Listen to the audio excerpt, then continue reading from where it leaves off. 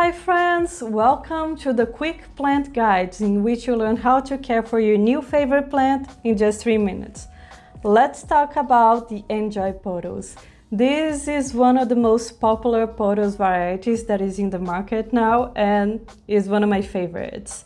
And let's start talking about the light conditions, because if you want this plant to give this beautiful cream and green variegation, you want to give this plant lots of indirect light. And what I mean by that, you should keep this plant preferably near a window that is east, west, or south facing, but try to keep this plant away from direct sunlight for too long, especially in the summer. So you have like a thin curtain between the window and the plant is ideal, or even if the plant is not in direct root of the sun, let's say. Let's talk about water now. When should you water your N'Joy Pothos? It all depends on the size of the plant, the size of the pot, where your plant is, how hot it is. So a good rule of thumb is just to stick your finger in the soil and feel how dry it is.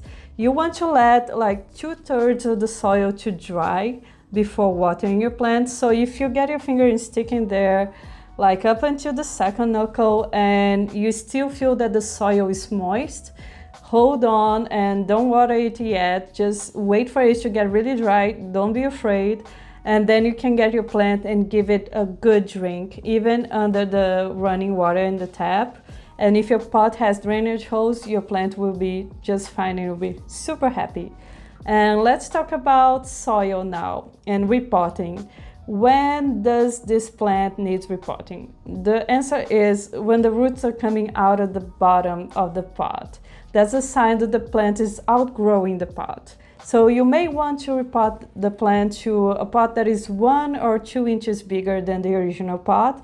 And to top the soil, you can use a standard potting mix that you can find at a big box store or at the supermarket. This plant would not mind at all. This plant can be a very fast grower with the right conditions, and if you give it some fertilizer, it will grow even faster. So I would fertilize this plant in the spring and the summer when it's growing the most, but I would avoid fertilizing it during the winter when it's like kind of more like dormant. And last but not least, this plant is toxic to cats and dogs. So if you have a pet in your home, make sure to keep this plant away from them. And that's all for this guide. Thank you for watching, and I see you in the next video.